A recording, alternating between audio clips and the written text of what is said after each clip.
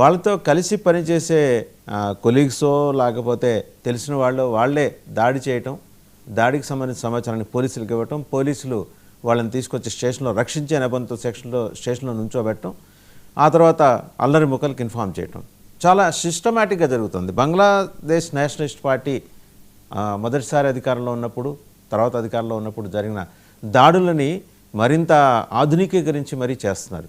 So clear indication రేపు పొద్దున పొరపాటున బంగ్లాదేశ్ నేషనల్ పార్టీ అధికారంలోకి వస్తే 1992 బంగ్లాదేశ్లో రిపీట్ కాబోతోంది. ఇది అక్షర సత్యం. ఇది ఎవరో ఆర్ఎస్ఎస్ వాళ్ళు బీజేపీ వాళ్ళు చేస్తున్నదేం కాదు.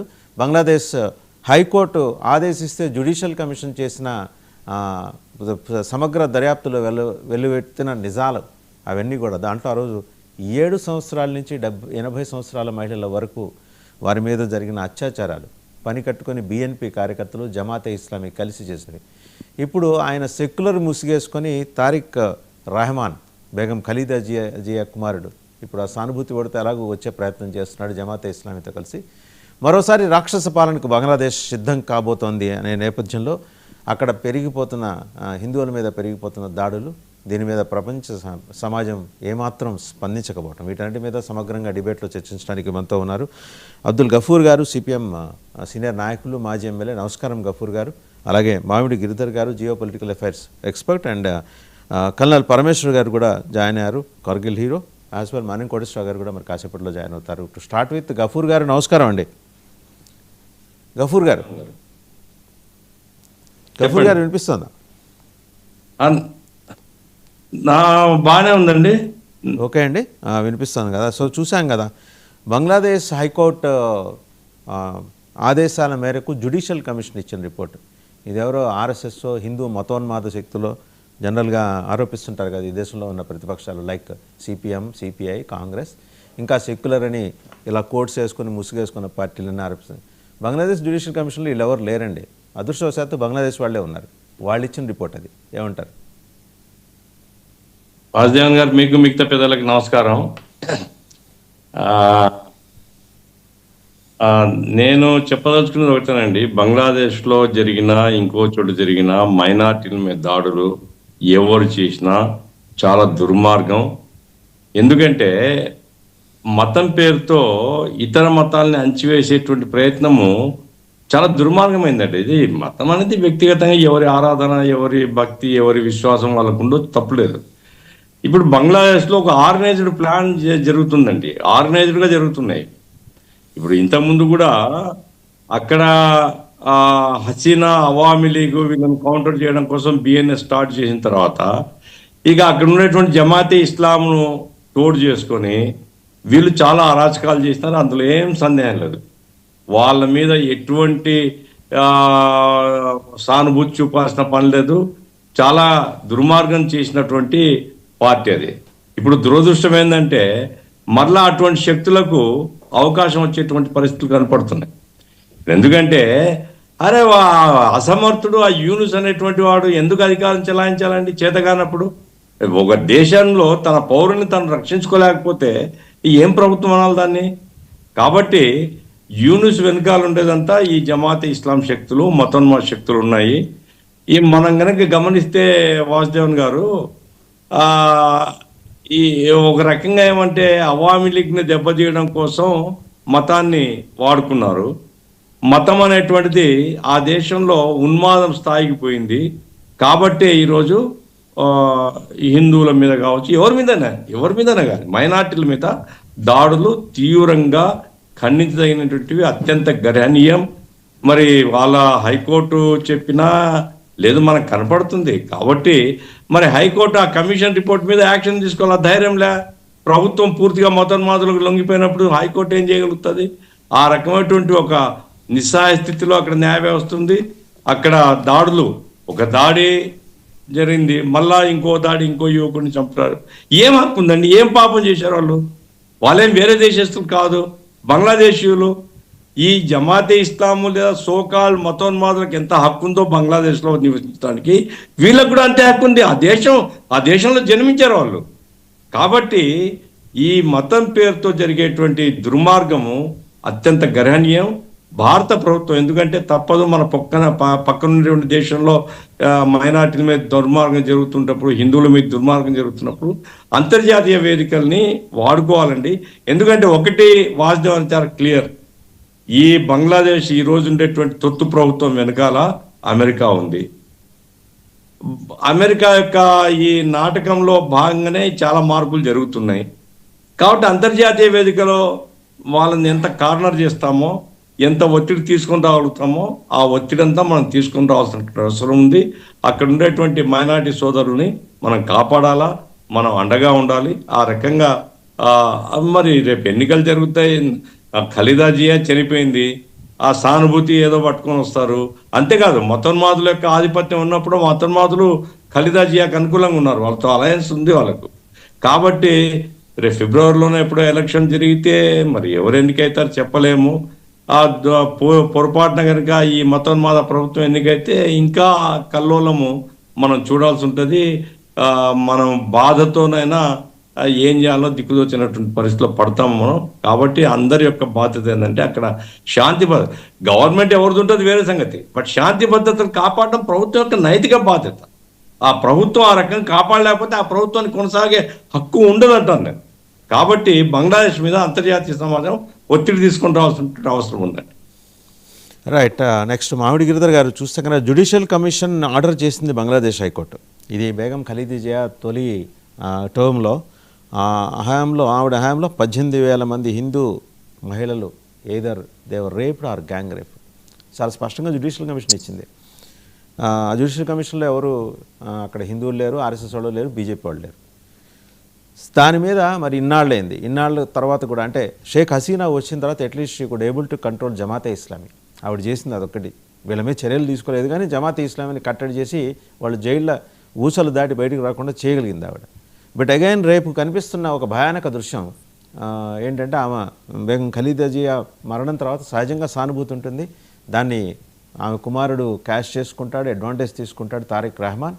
జమాతే ఇస్లామీ అతను వచ్చి కబుర్లు చెప్తున్నాడు 17 ఏళ్ళ తర్వాత లండన్ వెళ్ళేసి వచ్చి, మేము సెక్యులర్, ఇక్కడ హిందూస్, ముస్లిమ్స్, క్రిస్టియన్స్, బుద్ధిస్ట్, జైన్లు ఎవరైనా సరే అందరం ఒకటే అని. జమాతే ఇస్లామీతో పొత్తు పెట్టుకుంటే కానీ రేపు అధికారంలోకి రాని పరిస్థితి అక్కడ ఉంది. చూసాం కదా, ఆటవిక యుగంలో కూడా, రాతి యుగానికి పూర్వం కూడా ఇలా ఉండేవేమో. తీసుకొచ్చి బట్టలు ఇప్పేసి కొట్టి చంపి చెట్టుకు కట్టి పెట్రోల్ పోసి తగలబెట్టడం, ఇవి దగ్గరుండి ప్రభుత్వమే నడిపిస్తున్న తర్వాత రేపు పొద్దున వచ్చే ప్రభుత్వం ఎలాంటి ఉపద్రవం తేబోతుంది భారతదేశం మీద, పాకిస్తాన్కి మించిన ప్రమాదకారి కాబోతుందనే ఒక భయం అయితే ఉంది. మీరేమంటారు?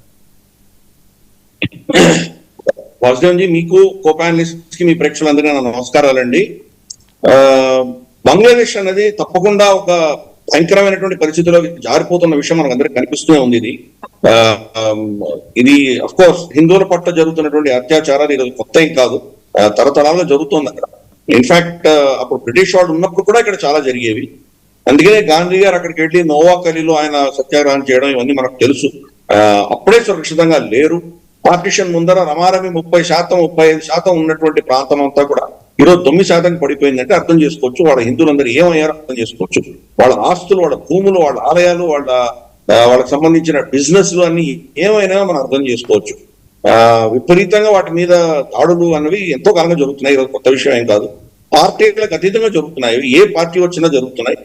హసీనా వచ్చినప్పుడు ఇందాక మీరు అన్నట్టు కొద్దో గొప్ప కొంత మెరుగైన పరిస్థితి ఉండింది. అది గుడ్డిలో మెల్ల మేలు అనొచ్చు, కానీ అప్పుడు కూడా సురక్షితంగా లేరు హిందువులు. హసీనా వాజిద్ లేని సమయంలో ఇంకా దారుణమైన పరిస్థితులు ఎదుర్కోవాల్సిన పరిస్థితి వాళ్ళకి వచ్చింది.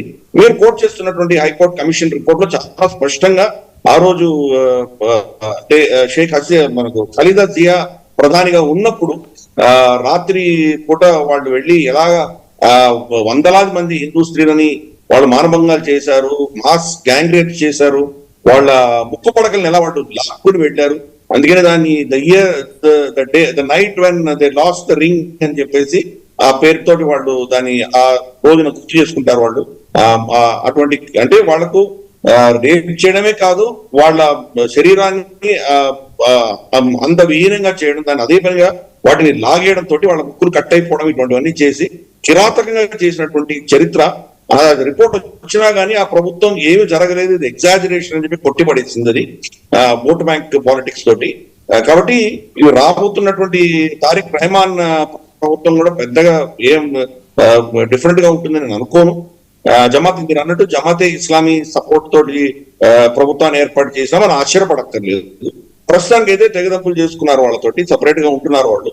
కానీ అక్కడ గాలులు ఎలా వీస్తాయో చెప్పడం చాలా కష్టము. నిజంగా అక్కడ ఎన్నికలు పారదర్శకంగా జరుగుతాయా అనేది కూడా చాలా పెద్ద ప్రశ్న. కాబట్టి ఆ ఎన్నికలలో సంకీర్ణ ప్రభుత్వాలు ఏర్పడాల్సి వచ్చే పరిస్థితి వస్తే కనుక ఈ కట్టర్ పాకిస్తాన్ సమర్థిస్తున్నటువంటి పార్టీల మద్దతుతోటి కనుక ప్రభుత్వం ఏర్పడితే కనుక పరిస్థితి హిందువులకు ఇంకా క్షీణించేటువంటి ప్రమాదం లేకపోలేదు. మనం హిందువులకు ఏమైనా చేయదలుచుకుంటే భారతదేశం నిర్ణయించి భారతదేశమే చేయాలి. ఇంటర్నేషనల్ ఎవరికి వెళ్ళి మీరు గొడవ పెట్టుకుంటారు? అమెరికాకి దాంతో పట్టదు, అమెరికాకి ఏం పట్టదు. ఎందుకంటే ఆ ప్రభుత్వాన్ని ఇన్స్టాల్ చేసింది అమెరికా. కాబట్టి అమెరికాకి హిందువులు ఒక 100 మంది 1000 మంది చనిపోయినా వాళ్ళు దానివల్ల ఏం పట్టేటువంటి పరిస్థితి లేదు. వాళ్ళ ఇంట్రెస్ట్ వాళ్ళు కాపాడుకోవాలి. కాబట్టి రెండు యునైటెడ్ నేషన్స్ పెడతారా? యునైటెడ్ నేషన్స్ ఎప్పుడో చచ్చిపోయింది. దానికి శక్తి లేదు, దాని బలం లేదు, దాన్ని ఎవడు పట్టించుకోడు. ఇన్ఫాక్ట్ ఇన్ని యుద్ధాలు జరుగుతున్నాయి ప్రపంచవ్యాప్తంగా, ఎక్కడ యుఎన్ అన్న పదం మనం వెళ్ళలేదు ఎక్కడ కూడా. ఇన్ని యుద్ధాల్లో కూడా ఎవరు కుంపటి వాళ్ళే పెట్టుకుంటున్నారు, ఎవరు చర్చలు వాళ్ళే చేసుకుంటున్నారు. యునైటెడ్ నేషన్స్ జోక్యం కానీ యునైటెడ్ నేషన్స్ శాంతికి ప్రయత్నాలు కానీ ఎక్కడ మనకు కనుచూపు మేరలో కనిపించట్లేదు. కాబట్టి యునైటెడ్ నేషన్స్ అన్న దాంట్లో ఎవరు చెప్పుకున్నా కానీ అది ఒక చాయ్పై చర్చ లాంటిదే, కూర్చొని ఊరికే చర్చించుకోవడానికి తప్ప వేదిక ఎందుకు పనికిరానటువంటి వేదిక అది. కాబట్టి ఎవరు వింటారు? మనం వెళ్ళి ఇంటర్నేషనల్ బార్డర్ దాటి వెళ్ళి బాలకోట్లో కొట్టొచ్చాం. మన మీద ఏమైనా ఆంక్షలు ఇచ్చారా? మన మీద ఏమైనా యునైటెడ్ నేషన్స్ ఏమైనా అనగలిగిందా? ఈ రోజు మనం వెళ్ళి ఆపరేషన్ సింధూర్ చేసి వచ్చాం, మనల్ని ఎవరో ప్రశ్నించగలిగారా? ఈ ప్రపంచం అంతా ఇప్పుడు ఎలా తయారైందంటే కనుక బలం ఉన్న వాడిదే ఈ రోజు రాజ్యం చెల్లుతుంది అటువంటి పరిస్థితి. కాబట్టి ఈరోజు బంగ్లాదేశ్ లాంటి చిన్న దేశం ఇంతటి అరాచకాలు చేస్తున్నా గానీ మనం రెస్పాండ్ అవ్వకపోతే అది మన బలహీనత కింద భావించాలి. కానీ అదేదో ప్రపంచాన్ని అందరినీ ప్లేన్ చేసే లాభం లేదు. మనం ఏం చేయాలో మనం అది చేయాలి. గతంలో తీసుకొచ్చినటువంటి సిఏఏ చట్టం ఏదైతే ఉందో, సిటిజన్షిప్ అమెండ్మెంట్ యాక్ట్ ఏదైతే తీసుకొచ్చామో, దాంట్లో ఒక కాల వ్యవధి పెట్టాం మనం. 31 డిసెంబర్ 2014 కంటే ముందర వచ్చిన వాళ్ళకి మాత్రమే త్వరితగతిన వాళ్ళకి పౌరసత్వం ఇచ్చేటువంటి ఆ చట్టం అది.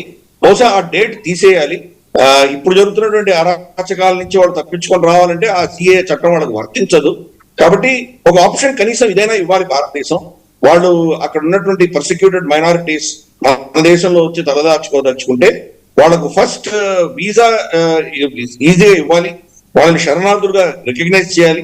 తర్వాత ఆఫ్ కోర్స్ మన స్క్రీనింగ్ మనం చేయాలి. వాడు హిందూ అయినా ముస్లిం అయినా ఏ మతస్థుడైనా మన దేశంలోకి వచ్చేటప్పుడు వాళ్ళ యొక్క యాంటీసిడెంట్స్ కూడా మనం చెక్ చేయాలి. అవన్నీ చెక్ చేద్దాము. చెక్ చేసిన తర్వాత జెన్యున్ గా వాళ్ళు కనుక ఇక్కడ విక్టిమ్స్ అయి ఉండి వాళ్ళు పీడించబడ్డ వాళ్ళైతే కనుక వాళ్ళకి త్వరితగతిన పౌరసత్వం వచ్చే దిశగా మన సిఏ చట్టాన్ని మనం అమెండ్ చేసుకోవాలి. ప్లస్ రెండు, బంగ్లాదేశ్ మీద మనం ఎటువంటి ఒత్తిడి తీసుకురావాలి. ఈ దాని బ్యాడ్ బిహేవియర్ అంటాం మనం. వాళ్ళు ఇటువంటి చర్యలు చేస్తున్నప్పుడు దానికి ఖర్చు ఉంటుంది, దానికి కాస్ట్స్ ఉంటాయి, దానివల్ల వాళ్ళకు మూల్యం చెల్లించాల్సి వస్తుంది అన్నటువంటి ఒక మెసేజ్ చాలా టఫ్ గా మనం పంపించాలి. ఆల్రెడీ మనం పంపిస్తున్నాము. ఈ రోజు వాళ్ళ పరిస్థితి చూస్తే కనుక రమారమి 7,000 medium and major textile industries మూతపడ్డాయి వాళ్ళ దేశంలో. ఆల్మోస్ట్ వాళ్ళ టెక్స్టైల్ ఇండస్ట్రీ 20-25% కుదేలైంది. దానికి డైరెక్ట్ బెనిఫిషియరీ మన దేశమే. పత్తి మన దగ్గర కొనుక్కోకూడదని చెప్పి యూనిస్ బ్యాన్ పెట్టాడు. బ్యాన్ పెడితే ఈ రోజు మన పత్తి కొనుగోళ్లు మన దేశంలో కొనుగోళ్లు కావచ్చు, లేదా విక్రయం మనకి ఎక్స్పోర్ట్స్ కావచ్చు గణనీయంగా పెరిగినాయి. అలాగే టెక్స్టైల్ ఇండస్ట్రీ మన తిరుపూర్, ఈరోడ్, సేలంలో కనీసం అంటే 15% మన టెక్స్టైల్ ఇండస్ట్రీ పెరిగింది. అమెరికా మన మీద 50% టారిఫ్లు వేసినా కానీ కూడా 9.4% గత మనకు లాస్ట్ డేటా చూస్తే లాస్ట్ క్వార్టర్ లో మన ఎక్స్పోర్ట్స్ పెరిగినాయి. అంటే మనం ప్రత్యామ్నాయాలు చూసుకుంటున్నాము, మనం తట్టుకోగలుగుతున్నాం. కాబట్టి బంగ్లాదేశ్కి ఇవ్వాల్సిన నొప్పి మనం ఇస్తున్నాము, ఎకనామిక్ గా అవన్నీ ఇస్తున్నాం. కానీ అక్కడ ఉన్నటువంటి ప్రభుత్వం ప్రజలచే ఎన్నుకోబడినటువంటి ప్రభుత్వం కాదు. కాబట్టి వాళ్ళ ఆలోచన అంతా కూడాను వాళ్ళని ఎవరైతే ఇన్స్టాల్ చేశారో, వాళ్ళ మాస్టర్స్ ఎవరైతే ఉన్నారో, డీప్ స్టేట్ ఎవరైతే ఉన్నారో వాళ్ళకు ఒత్తాసు పలకడం తప్ప ఇంకేం లేదు. ప్లస్ అమెరికా ఏం చేసిందంటే ప్రస్తుతానికి మహమ్మద్ యూనుస్ ప్రభుత్వాన్ని వాళ్ళ మోస్ట్ ఫేవరెట్ ఫీల్డ్ మార్షల్ మనకు అసీం మునీర్ కి వాళ్ళు అవుట్ సోర్స్ చేశారు. అందుకని ఇప్పుడు బంగ్లాదేశ్ లో నేరేటివ్ అంతా కూడా వాళ్ళ ఫీల్డ్ మార్షల్ అసీం మునీర్ దాన్ని కబ్జా చేసుకున్నారు. అందుకని అక్కడ ఏం జరిగినా కానీ కూడా అది రావల్పిండిలో గేట్ 4 దగ్గర నుంచి ఇన్స్ట్రక్షన్స్ వస్తున్నాయి. ఇది మనం అర్థం. కాబట్టి ఆయన ఇన్ఫ్లుయెన్స్ అన్నది వస్తాను. కోటేశ్వరరావు గారి దగ్గరికి వెళ్దాం ఒకసారి. కోటేశ్వరరావు గారు, రేపు పొద్దున తారిక్ రహమాన్ ప్రభుత్వం ఏర్పడే ప్రమాదం కనిపిస్తుంది అక్కడ. చూడాలి, ఎందుకంటే అతను ఈ పరిణామాల తర్వాత అట్టహాసంతో ఢాకాకు వచ్చిన తర్వాత అటువంటి పాసిబిలిటీ కూడా ఉన్నది అనేటువంటిది వార్తలు వస్తున్నాయి. సంకీర్ణ ప్రభుత్వం ఏర్పడుతుందా, లేకపోతే బంగ్లాదేశ్ నేషనలిస్ట్ పార్టీ ఒక్కటే అధికారానికి వస్తుందా అనేటువంటిది చూడాలి. ఎందుకంటే మిగిలినటువంటి అసలు ఎన్నికలు జరుగుతాయా లేదా అనేటువంటిది కూడా ఒక అనుమానం. Big question. ఏమైనప్పటికీ గతంలో అది అధికారానికి వచ్చింది ఆ పార్టీ. దానికి ఈ మన జమాతే ఇస్లామీ లాంటి సంస్థలు ఉన్నాయి. బిఎన్పి అయినా లేకపోతే జమాతే ఇస్లామీ అయినా కానీ మతోన్మాద సంస్థలే, కుడి ఎడమల తేడాలు తప్ప అవి మతానికి చెందినటువంటి వాటిని రెచ్చగొట్టడంలో అవన్నీ కూడా నిమగ్నమై ఉండేటువంటి సంస్థలే. మీరు చెప్పినటువంటి హిందూ మహిళలకు సంబంధించినటువంటిది,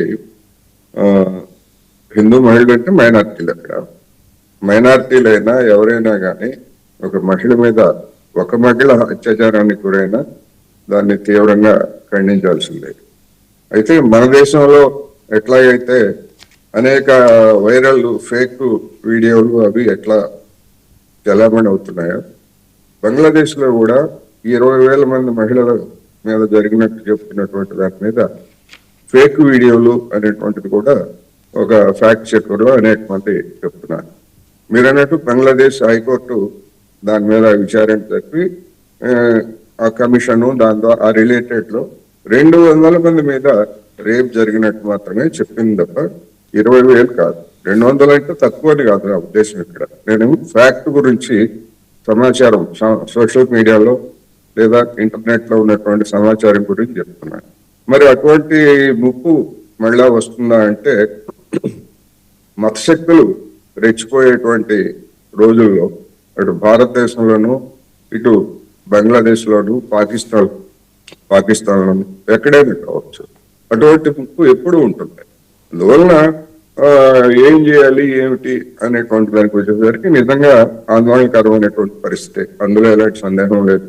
బంగ్లాదేశ్ లో ఉన్నటువంటి పరిస్థితుల్లో మైనార్టీలుగా ఉన్నటువంటి వాళ్ళు హిందువులు కావచ్చు, లేదా బౌద్ధులు కావచ్చు, క్రైస్తవులు కావచ్చు, వీళ్ళందరూ కూడా ప్రాణాలు అరచేతి పట్టుకొని ఉన్నటువంటి పరిస్థితిని మనం చూస్తున్నాం. కానీ అంతర్జాతీయ సమాజం కూడా ఇటువంటి వాటిని ఎప్పటికప్పుడు గమనిస్తూ అంతర్జాతీయమైన ఐక్యరాజ్య సమితి లేదా భద్రతా మండలి వంటి వాటికి వీటన్నింటిని గురించి ఫిర్యాదు చేస్తూ బంగ్లాదేశ్ మీద ఒత్తిడి తీసుకొస్తే తప్ప ఇలాంటి వాటిని నివారించడానికి అవకాశం లేదనేది నా అభిప్రాయం. ఆ పని చేయాలి. రేపు ఎవరు వచ్చినా కానీ, వీళ్ళు వచ్చినా లేకపోతే ఇంకోళ్ళు వచ్చినా ఎవరు వచ్చినా కానీ అక్కడ ఉన్నటువంటి వాళ్ళ మతోన్మాదాన్ని రెచ్చగొట్టినటువంటిది సరిహద్దులుగా ఆవల ఏవల రెండు వైపులా ఉన్నటువంటి వాతావరణాన్ని చూసినప్పుడు ఆ ప్రమాదం ఉంటుంది. ఉదాహరణకి మనం ఇంతకుముందు కూడా చెప్పాను, నేను మన దేశంలోనే గిరిజన చెక్మాకి త్రిపురకు చెందినటువంటి చెక్మా గిరిజన యువకుడిని విద్యార్థిని నువ్వు చైనీయుడు అంటూ కొట్టు చంపినటువంటి విద్వేషపూరిత వాతావరణం ఉత్తరాఖండ్ లో చూసాం. కానీ ఇది కేసు కూడా పెట్టలేదు. ఇక్కడ చివరికి విద్యార్థులంతా ఆందోళన చేసిన తర్వాత కేసు పెట్టారు. అదేవిధంగా కేరళలో ఛత్తీస్గఢ్ చెందినటువంటి ఒక వలస కూలి దళితుడు రామ్నారాయణ అనే అతన్ని నువ్వు బంగ్లాదేశీయుడు అని కొట్టి చంపారు. అంటే విద్వేషపూరితమైనటువంటి వాతావరణాన్ని ఏ విధంగా రెండు వైపులా, అటువైపు ఇటువైపు ఎట్లా సృష్టించారో అనేటువంటిది ప్రమాదకరమైనటువంటి పరిస్థితి గురించి నేను ఈ ఉదంతాన్ని చెప్తున్నా. పోల్చడం లేకపోతే దాన్నో దీన్నో సమర్థించడం అనేటువంటిది కాదు.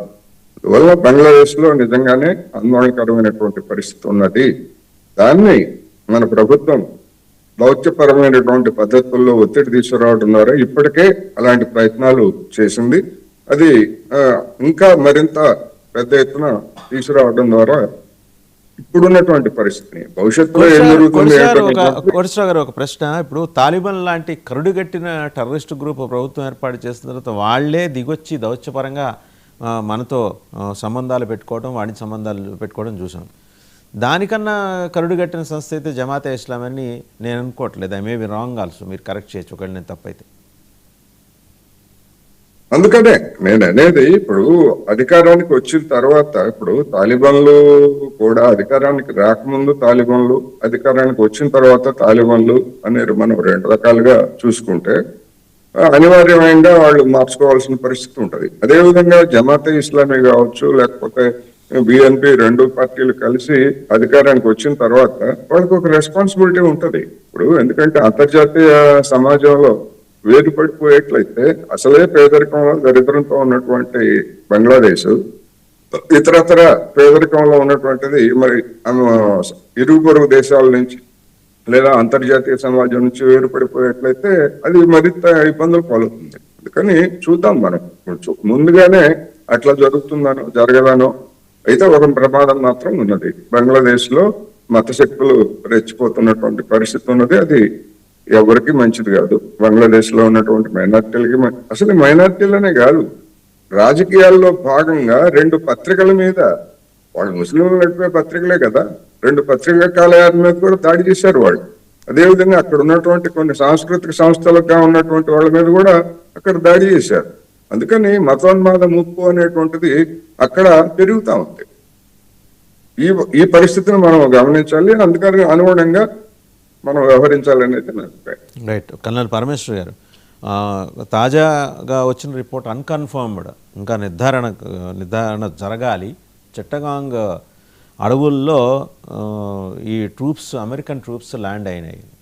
ఎందుకంటే వాళ్ళు ప్యారలల్గా ఏంటంటే ఫిబ్రవరి 12 లోపలే ఇక్కడున్న పరిస్థితులను తమకు అనుగుణంగా మలుచుకోవటం. అంటే it's not that they are directly going to capture, అది అనుగుణంగా మలుచుకొని వాళ్ళ చేతిలో రిమోట్ పెట్టుకొని ఏర్పడబోయే ప్రభుత్వాన్ని నడిపించాలని చూడటం, లేదా ప్రభుత్వం తమ చెప్పు చేతులు నడిచే ప్రభుత్వాన్ని ఏర్పాటు చేసుకోవటం. ఈ రెండిట్లో ఒకవేళ ఎన్నికలు జరగకపోతే, జరిగితే దాని మీద ఆధీనం సైమిల్టేనియస్గా జరిగితేనే వాళ్ళు పెనట్రేట్ అయ్యారు. అక్కడ ల్యాండ్ ఎంత ఒక సురక్షితమైన ప్రాంతాన్ని ఎంచుకొని అక్కడ వాళ్ళు ఒక 4-5 డివిజన్స్గా పెనట్రేట్ అయ్యి దేశంలోని 20 జిల్లాల్లోకి కూడా విస్తరించే ప్రయత్నం చేస్తున్నారు. అంటే వాళ్ళ కార్యకలాపాలు.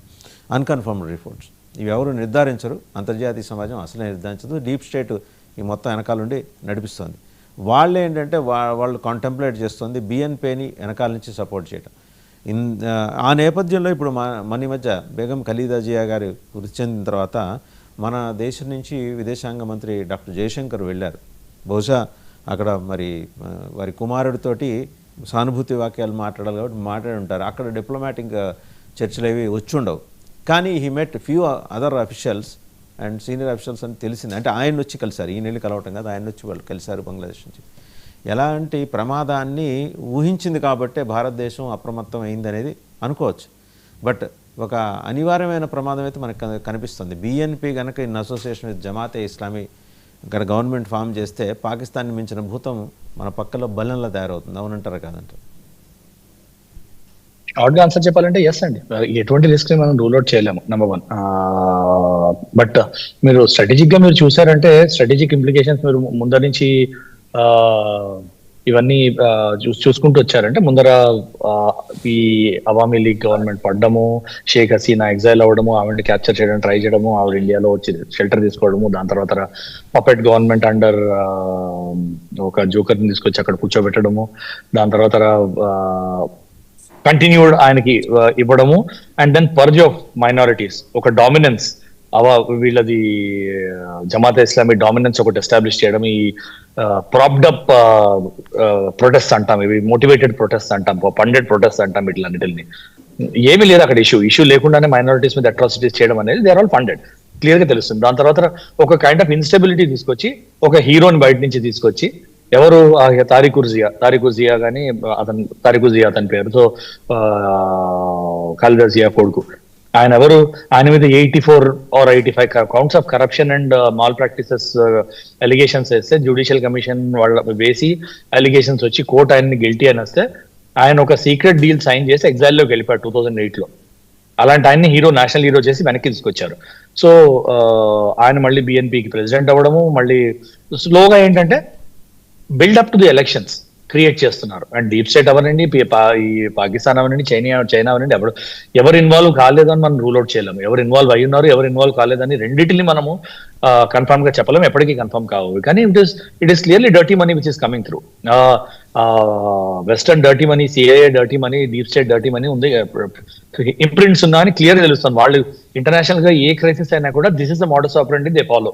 ఒక గవర్నమెంట్ ని పడేస్తారు, దేశాన్ని అల్లకల్లోలలో ముంచేస్తారు, దాని తర్వాత ఒక హీరోని తీసుకొస్తారు, ప్రాప్డ్ అప్ హీరో, క్రియేటెడ్ హీరోని తీసుకొస్తారు, వాడితో బ్యాక్ హ్యాండ్ డీల్ చేసుకుంటారు, బ్యాక్ హ్యాండ్ డీల్ చేసి వాడిని గవర్నమెంట్ లో కూర్చోబెడతారు, గవర్నమెంట్ లో కూర్చోబెట్టి వీళ్ళ మనీ ఇంట్రెస్ట్ వీళ్ళు పుష్ చేసుకుంటారు. That is what USA has been doing all over the world. మీరు కువైట్ లో చూడండి, ఇరాక్ లో చూడండి, ఎక్కడైనా చూడండి, మీరు ఆఫ్రికాలో చూడండి, మీరు ఎక్కడైనా చూడండి, that is what they do.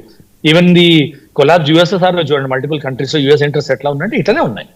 So అది పెద్ద సర్ప్రైజింగ్ ఏం కాదు. And strategically that is how Tarique Zia's come. I'm very sure London లో ఉన్నప్పుడు అతనితోటి డీల్స్ అయ్యాయి.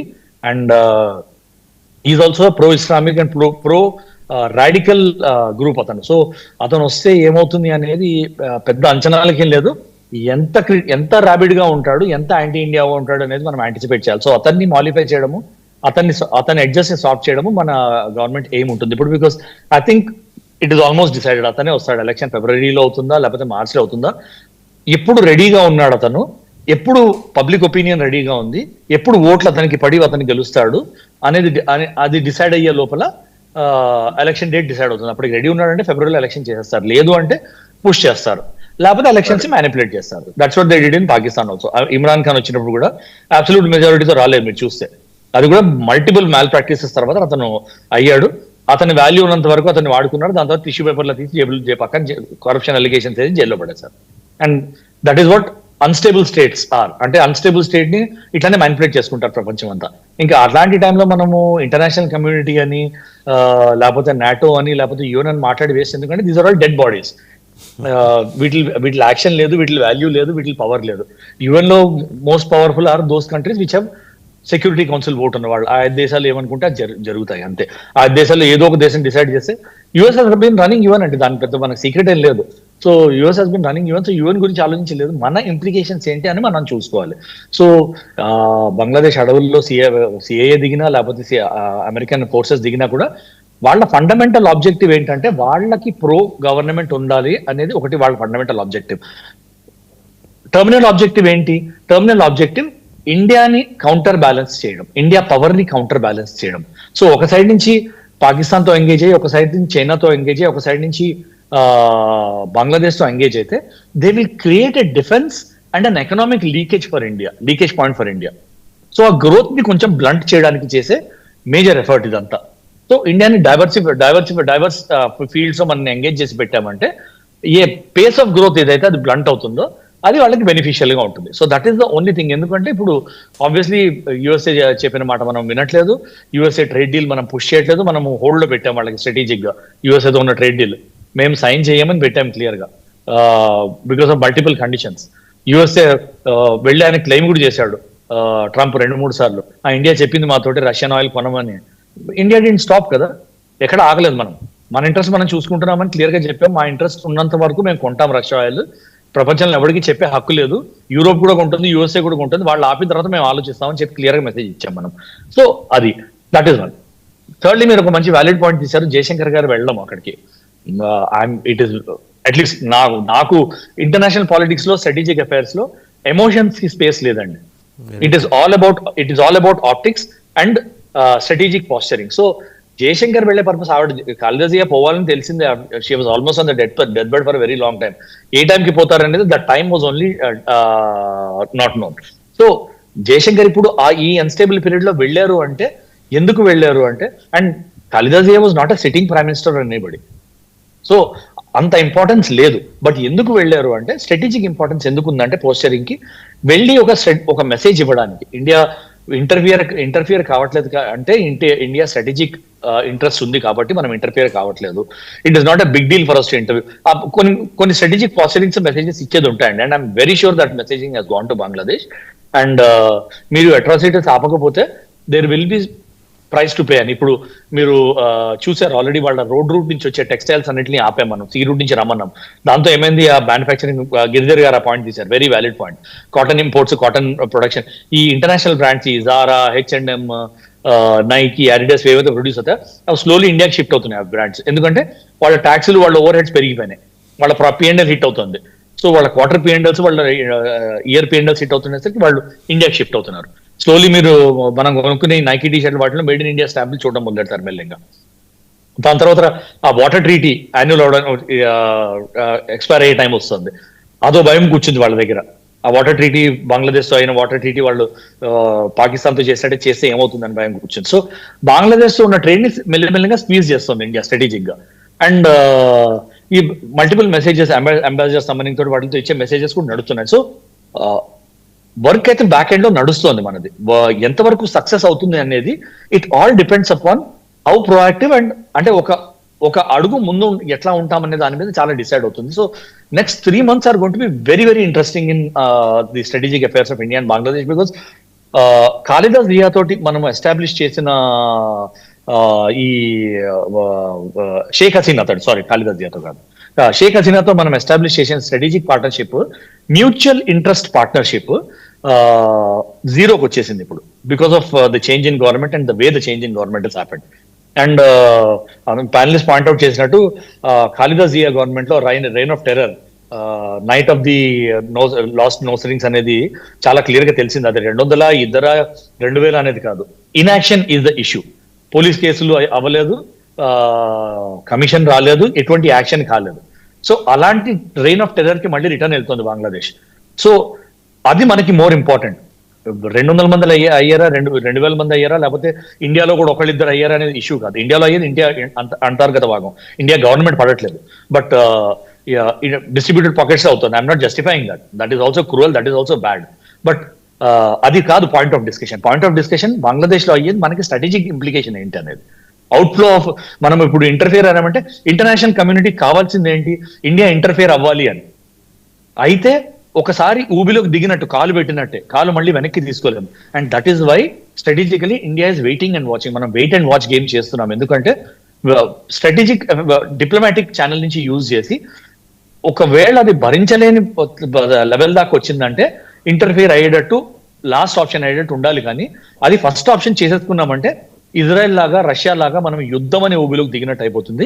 That is going to be the death knell for India's progress అండి. And that is what our government doesn't want to do. So as of now I am in support of our government. Right. Other side of the coin, ఇప్పుడు American troops Chittagong forest లో దిగటానికి గల కారణం ఏంటి? ఏం చేయాలనుకుంటున్నారు వాళ్ళు? అన్కన్ఫర్మ్డ్ రిపోర్ట్స్ అండి. నేను అనుకోవడము అంత తొందరగా అమెరికా వాళ్ళ ట్రూప్స్ దింపదు. దింపి ఉంటే there must be some special action or some special reports that ఈ కొత్తగా వాళ్ళు దింపిన పపెట్ ఎవరైతే ఉన్నారో అతనికి లైఫ్ థ్రెట్ ఏదైనా ఉందంటే వాళ్ళు యాక్టివ్ రికగ్నైజెన్స్ కోసం, యాక్టివ్ ఇంటెలిజెన్స్ కోసం దింపి ఉండుంటారు. యాక్టివ్ యాక్షన్ కోసం మాత్రం దింపి ఉండరు. దింపినా కూడా ఎత్తుకెళ్ళిపోవటానికి అంటే సేఫ్ ప్లేస్ కి అది కూడా అయి ఉండొచ్చేమో. అయితే ఎవాక్యుయేట్ చేయడానికి అవ్వచ్చు. పర్పస్ కెన్ బి ఎనీథింగ్ అండి. బట్ యాజ్ ఆఫ్ నౌ నా దగ్గర నేను చదివినంత, నాకు తెలిసినంత వరకు వాళ్ళు దిగినట్టు కన్ఫర్మేషన్ అయితే లేదు. సో ఐ విల్ స్టిల్ అంటే కొంచెము దాన్ని డెలికేట్ గా తీసుకుంటాను ఎందుకు దిగారు అనేది. అందుకే అన్నాను next 2-3 months is going to be very very important. ఎందుకంటే it has already been proved. International intelligence operatives already USA లో ఉన్నారనేది, బంగ్లాదేశ్ లో ఉన్నారనేది it's already been proved. So purpose ఏంటి, ఏం చేయబోతున్నారు అనేది నెక్స్ట్ 2-3 months లో అన్రావెల్ అవుతుంది. It is going to be very very critical chapter in India Bangladesh relations అండి. So wait and watch should be your motto. Gafoor గారి దగ్గరికి వెళ్దాం. గఫూర్ గారు, కర్నల్ పరం గారు అంటే strategic angle and defence angle 3 కూడా టచ్ చేశారు. ఒకటి, భారతదేశం 3 పక్కల నుంచి ఒత్తిడి తీసుకొచ్చి ఒక రకమైన ఎకనామిక్ ఇంబాలెన్స్ తీసుకురావడానికి డీప్ స్టేట్ చేస్తున్న కుట్ర భారతదేశ ఆర్థికాభివృద్ధిని నిరోధించేందుకు. అంటే ఇన్ఫ్యాక్ట్ యుద్ధాలు అనేవి రూపాయి చుట్టూనే తిరుగుతున్నాయి, అవి మతాల చుట్టూ తిరగవు. మతాన్ని వాడుకుంటాయి అంతే. ఆ యుద్ధాలు అయిపోయిన తర్వాత మతాన్ని తీసి బంగాళాఖాతంలో ఇసిరి పారేస్తాయి. ఇప్పుడు పాకిస్తాన్ని వాడుకున్నా, బంగ్లాదేశ్ని వాడుకున్నా, ఇప్పుడు జరుగుతున్నది అదే. ఆ రకమైన ఒత్తిడి ఒకటి క్రియేట్ చేయటం అనేది ఇది కాసేపే జరిగేది. కాసేపే అంటే కొన్ని నెలలే. దీని తీవ్రతను నేనేమి బీలిటిల్ చేసో తగ్గించో చెప్పట్లా, తీవ్రతే. బట్ ఆర్థికంగా భారతదేశ స్వావలంబనని దెబ్బతీయడానికి జరుగుతున్న కుట్ర, అంతర్జాతీయ కుట్ర. ఈ కోణంలో కల్నల్ పరం చేసిన విశ్లేషణ మీరు ఎలా చూస్తారు? నేను బేసిక్గా నాకేం అభ్యంతరం లేదండి. ఆయన చెప్పిన సూచనలు లేదా ఆయన చెప్పిన విశ్లేషణ ఐ టు అగ్రి. ఇప్పుడు పాయింట్ ఏమిటంటే, ఇది ఇప్పుడు ఆమె షేక్ హసీనా ఆమె చెప్పింది అమెరికన్స్ ఒక దీవి ఇవ్వమని అడిగారు నన్ను. అది ఎందుకంటే ఈ మొత్తం ఈ ప్రాంతంలో వాళ్ళ సైనిక కేంద్రాన్ని ఏర్పాటు చేసుకొని అన్ని దేశాల్లో జోక్యం చేసుకోవడం అనేది లక్ష్యం వాళ్ళది. నేను నిరాకరించినాను. ఎందుకంటే బంగ్లాదేశ్గా మేము అటువంటి ప్రయత్నాలకు మేము మద్దతు ఇవ్వమని చెప్పాను. అది నన్ను హౌస్ చేయడానికి కారణం అని ఆమె ఓపెన్గా చెప్పింది. ఇదేం రహస్యమే కాదు. అంటే అమెరికన్ ఇంట్రెస్ట్ ఏ దేశంలోనైనా ఏ ప్రభుత్వంలోనైనా పడగొడుతుంది. అది చాలా దారుణం. అది దురదృష్టం ఏంటంటే ఇప్పుడు